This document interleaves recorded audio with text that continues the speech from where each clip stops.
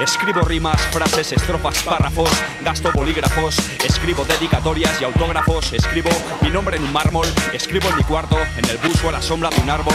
Cualquier trozo de papel, mi pentagrama. Son canciones con sabor a drama. Rabia, amor, placer, dolor, lo que transmite al alma. Yo solo pido un ritmo. Tú dame tiempo, espacio y calma y diga dónde firmo. Firmo contratos, cheques, facturas y multas. Siempre el puto polivacilón que no acepta disculpas. Pienso luego existo, escribo luego estoy vivo. Llego a todo Cristo, que prefiero un disco mejor que un libro. Escribo, llego feliz, triste o sereno. Esquivo obstáculos sin tocar freno. Un fugitivo del ritmo, microfenómeno y un objetivo. Rap del bueno, sabes que sueno tan gordo, tocho, vasto, solemne, místico. Mi flow característico, inspirado en el patinaje artístico. Yo siempre tengo un plan, pase lo que pase, incorregible en cada frase. Por eso me duermo en tu clase.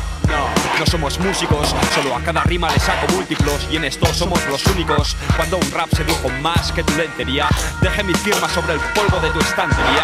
Rapeo, predico, informo, presagio. Es un remedio y no una enfermedad lo que contagio. Y es que el mejor testigo es el micrófono. Cuando escribo, cuando bebo, cuando fumo, cómo no. Llenamos el papel de poesías, bro. Bebemos de los pozos de la vida, co.